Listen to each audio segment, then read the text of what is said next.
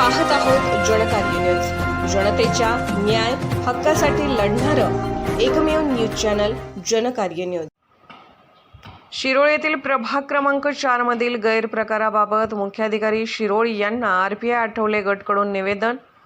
शिरोळ येथील वॉर्ड क्रमांक 4 मधील गटार बेकायदेशीरपणे मुजवल्याप्रकरणी चौकशी करून तात्काळ कारवाई करावी या मागणीसाठी Republican party of India Athawale गट यांच्या वतीने शिरोळ नगर परिषदेचे मुख्याधिकारी यांना निवेदन देण्यात आले। या निवेदनात म्हटले आहे की शिरोळ येथील प्रभाग क्रमांक 4 मध्ये नगरपालिकेची नोंदणीकृत गटार आहे। त्या गटारीचे पाणी ज्या ठिकाणी बाहेर पडून ओढ्या नाल्याला जाते त्या ठिकाणी ती गटार जेसीबीच्या साहाय्याने चक्क भर घालून मुजवण्यात आली आहे। सदर मनमानी कारभार स्वयंघोषित दादाच्या सांगण्यावरून जेसीबी ड्रायव्हर लोकेश पुजारी व MH09 AQ 8360 व जेसीबीचे मालक सदैव उर्फ पिंटू माळे यांनी ही नगरपालिकेची गटार भर टाकून मुजवली आहे।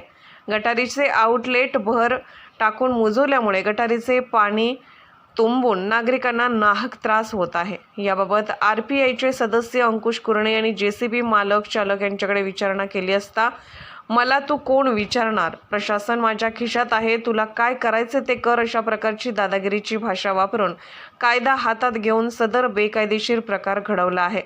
त्यामुळे गुंड प्रवृत्तीच्या स्वयंघोषित दादावर जेसीबी चालक व मालक सहदेव उर्फ पिंटू माळी याच्यावर तात्काळ योग्य ती कारवाई करावी।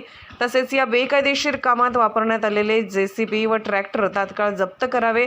अन्यथा आरपीआयचे जिल्हाध्यक्ष उत्तमदादा कांबळे व युवा जिल्हाध्यक्ष अविनाश शिंदे यांच्या नेतृत्वात शिरोळ नगर परिषदेसमोर अनोख्या पद्धतीने आंदोलन करण्यात येईल असे निवेदनात म्हटले आहे।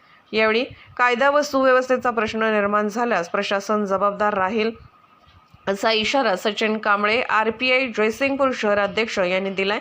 यावेळी सचिन कांबळे, संजय शिंदे, अंकुश कुरणे, उमेश मोरे आदी कार्यकर्ते मोठ्या संख्येने उपस्थित होते। जनकार्य न्यूजला लाईक करा, शेअर करा आणि सबस्क्राईब करा।